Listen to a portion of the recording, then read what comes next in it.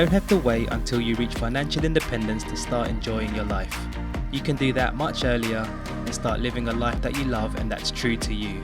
Welcome to Freedom Before FIRE. Using FIRE and life design techniques, we help you create freedom on your way to FIRE instead of waiting until you're retired to do the things that light you up. I'm your host Greg, a FIRE movement and life design enthusiast. If you're itching to get freedom now, then let's do this.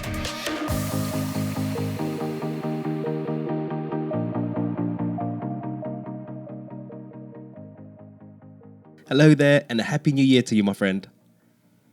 So you're probably thinking about your plans for the year and your monthly or weekly tasks in your calendar.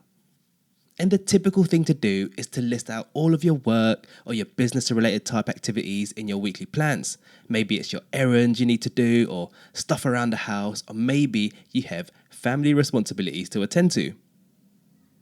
Now all these things are fine and help us get ahead in life, and they help us stay on top of our responsibilities. But one thing we might forget is that our happiness and our well-being is also our responsibility too. Now the cool thing is we can actually plan for that and include it in our day-to-day lives. And we can do this with one little shift in our calendars. And that is to insert a me day in our calendars. Now this can be weekly or bi-weekly, but as long as it's in our calendars and we stick to it, this will definitely help us to have a more happy and fulfilled life. Because having this time in our calendars reminds us to not forget about ourselves and to do things that we love too. Alright, so before we get into the nuts and bolts of the me day, let's try to define exactly what it is. Now a me day is specific time carved into your weekly calendar for you to do things that you absolutely love doing. Whether that's something that energizes you, that recharges you, relaxes you, or just simply puts a smile on your face. So in terms of like how long this me day is, I kind of see it as it could either be like a whole day thing, maybe that's something like 8 to 10 hours, but then it can also be broken down into chunks throughout the week because of course, we live busy lives, we've got loads of things going on and we might not have a whole day to ourselves. So you could split this down into chunks. So for example, you could do say 4 hours on a Thursday evening and maybe around 4 to 5 hours on a Sunday morning. And if that's not possible, you could possibly break it down even further. Maybe it's 2 hours every weekday morning, for example. Basically, whatever works best for your own schedule. Okay, so there are a few little unwritten rules to this me day, and I'll just kind of list them out. So obviously, as I mentioned, it has to be something that you absolutely love doing. In terms of what's not included, well, it can't be anything related to work, side hustles, or any responsibilities. It just has to be something that you really enjoy doing that's not work related. If you're in a couple, it can't be like couple time because I would say that's separate, that's different.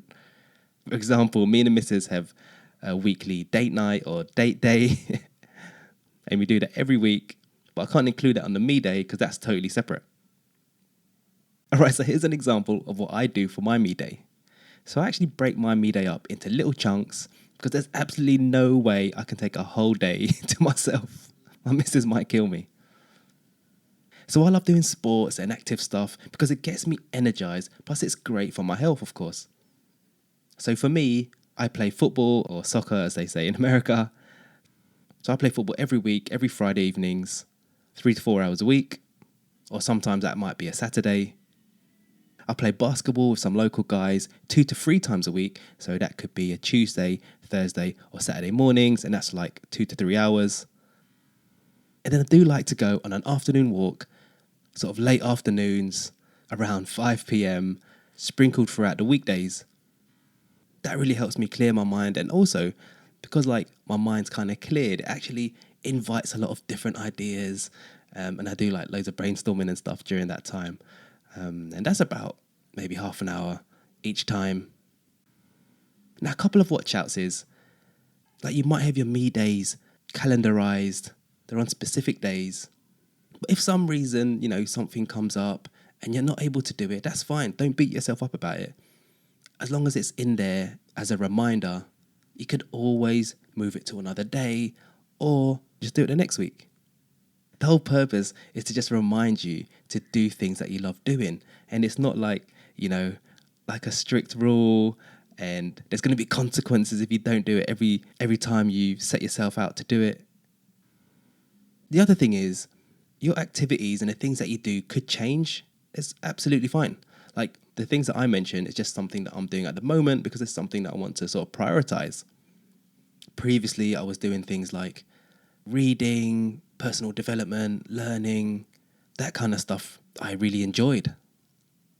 So for you, you might be in a phase where, what you enjoy is actually doing more relaxing things like maybe going to masseuse, going to a massage, going to a spa, going to a salon.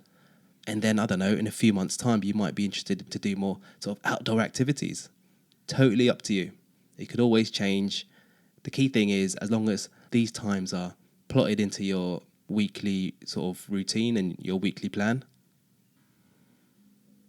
All right, so if you're interested to set these sort of me days in your weekly plan, here are some guiding questions to help you figure out what to actually do in that time.